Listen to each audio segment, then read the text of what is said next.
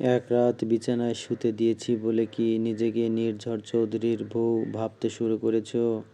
সোহাগ প্রস্তুত হলো একটা কঠিন জবাব দেওয়ার জন্য। দম চিপে বলে উঠল, আপনার মতো গিরগিটির বউ হবার কোনো শখ নেই আমার নির্ঝর চৌধুরী। আপনি নিজেই আমাকে রাতে ঘরে এনেছিলেন, আমি তো আপনাকে ডাকিনি। কেন গিয়েছিলেন বারান্দায়? নির্ঝর আকস্মিক চুপ করে গেল। কোনো উত্তর সে করল না, চুপচাপ গ্রিন টির কাপটা হাতে নিল। সোহাগ মুখ বাঁকালো সেটা দেখে।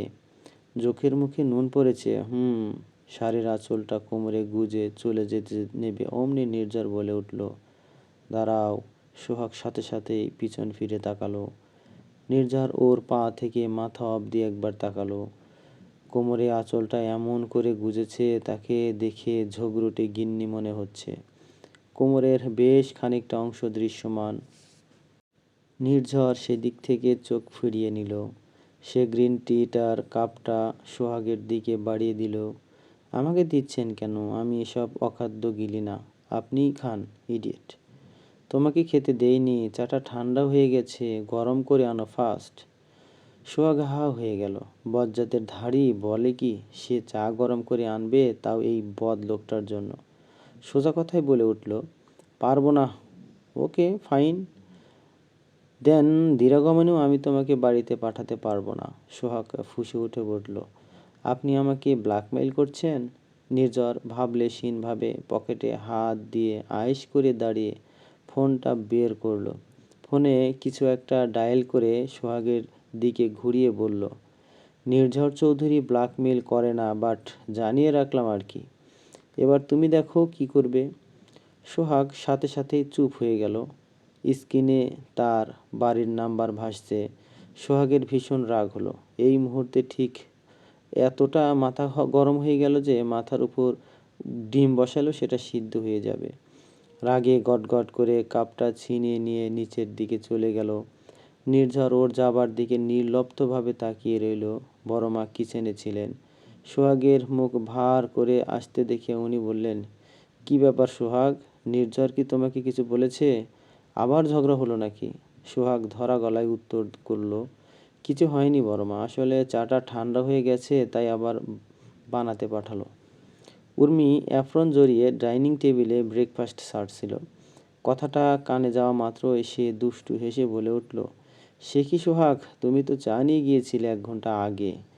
এতক্ষণ রোমাঞ্চ করছিলে বুঝি? ঘুম থেকে উঠে সবে নিচে নামছিল সুমিত্রা দেবী। কানে পৌঁছানো মাত্রই সজোরে হোঁচট খেলেন। টাল সামলাতে না পেরে সাথে সাথেই গড়িয়ে পড়লেন এবং জোরে আর্তনাদ করে উঠলেন। জোরে কিছু পড়ার আওয়াজ পেয়ে সোহাগ কেঁপে উঠল।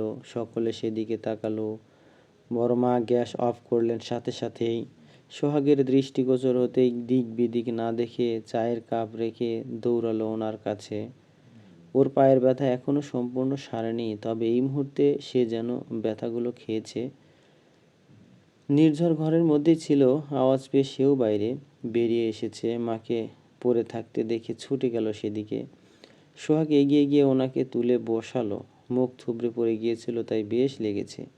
উনি যন্ত্রণায় কেঁদে ফেলেছে, সেটা দেখে সোহাগও কাঁদো কাঁদো হয়ে গেছে। আপনার কি খুব যন্ত্রণা করছে আন্টি? আপনি উঠতে পারবেন? ও উর্মি দিদি, দেখো না গো কি হয়েছে। সুমিত্রা দেবী যন্ত্রণায় ছটফট করছেন। সোহাগকে খেয়াল করার অবকাশ পাননি।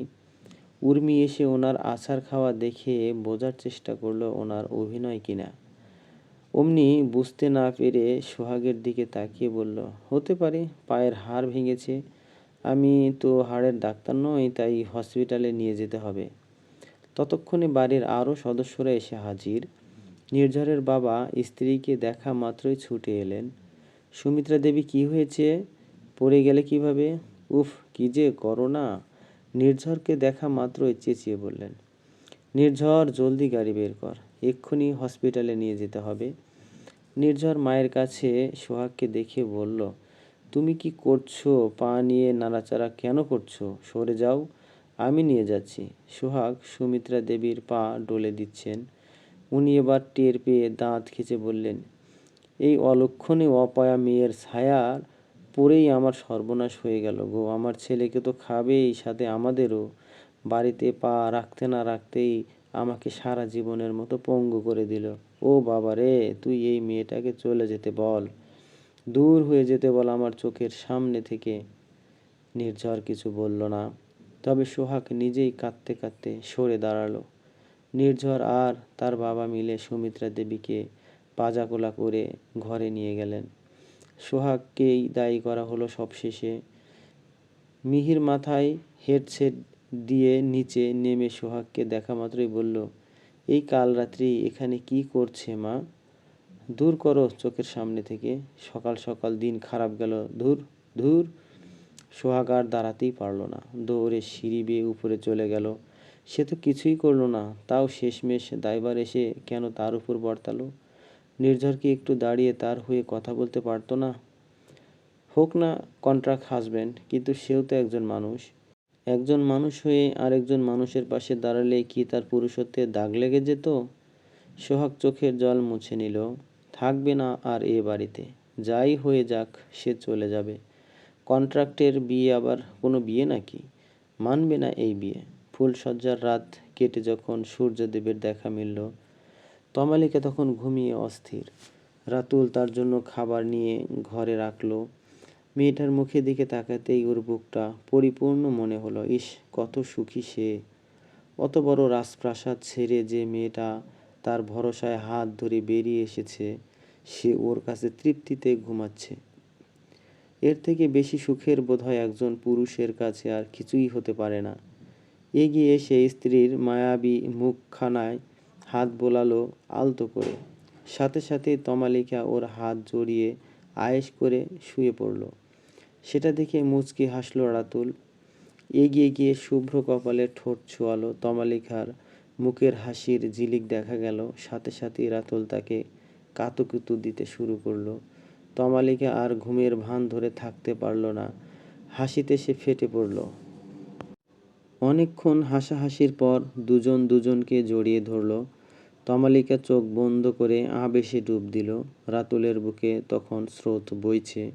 ভগবানের কাছে প্রার্থনা করল সে যেন এই হাসিটাই সারা জীবন ধরে রাখতে পারে, মাথায় করে রাখতে পারে তার ছোট্ট এই রাজ্যের রানীকে।